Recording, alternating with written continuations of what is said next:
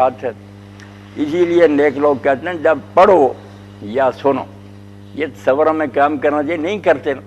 سمجھو میں صرف ایک آلہ ہوں، جیسے ٹیپ سے آواز نکل رہی ہے، میری زبان سے نکل رہی، بول اللہ رہا، عرش سے یہ کلام آ رہا ہے، اللہ بول رہا ہے، جبریل لا رہے ہیں، رسول اللہ سنا رہے ہیں، اور ہم صرف اس کو سن رہے ہیں۔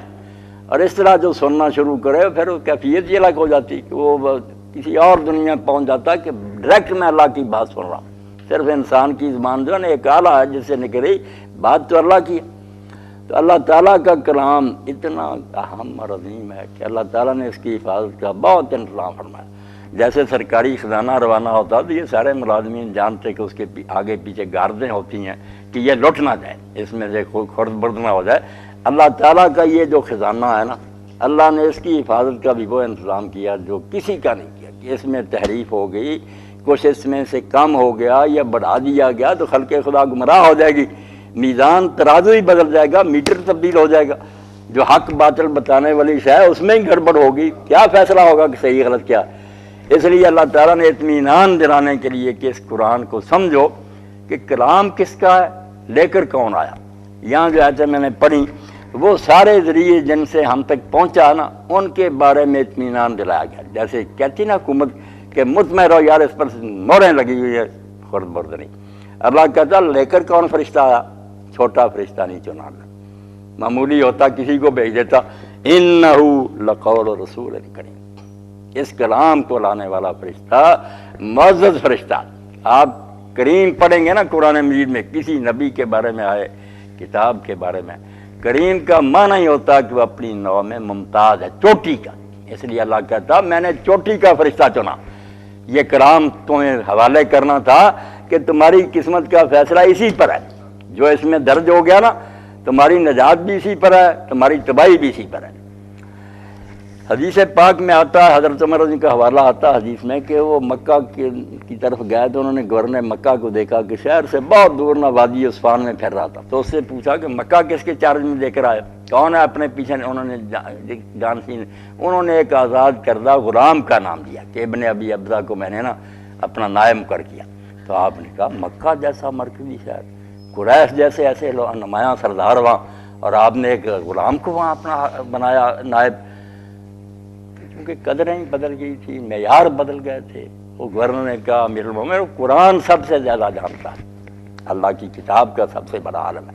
تو آپ نے فرمایا بالکل حق ہے، ان اللہ لیرفع بہذا الکتاب اقواما ویضع بہذا، اللہ کے رسول نے سچ فرمایا تھا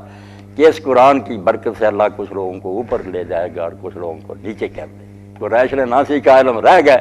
وہ ٹھیک ہے غلام ہے آزاد کی، مگر وہ قرآن کی برکت سے اب ان کا سردار بن گیا۔ تو اللہ کہتا ہے اس کی قدر کرو، یہ کتاب نہیں، فیصلہ ہے تمہارے حق میں، پڑھتے جاؤ اور دیکھتے جاؤ کہ تم کن لوگوں میں۔ اور اللہ کے نیک بندے کہتے ہیں کہ جب قرآن پڑھو نیکوں کا تذکرہ آئے تو اپنے کو ان میں شمار نہ کرو، بڑی بات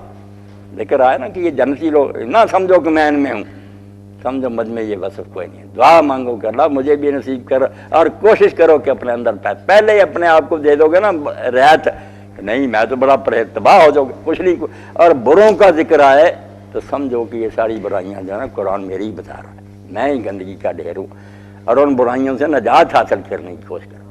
اسی لیے حضرت ابن مسعود رضی اللہ عنہ فرماتے ہیں ہم جب حضور سے قرآن پڑھتے 10 آیتیں پڑھتے تھے، آگے سبق نہیں ہوتا تھا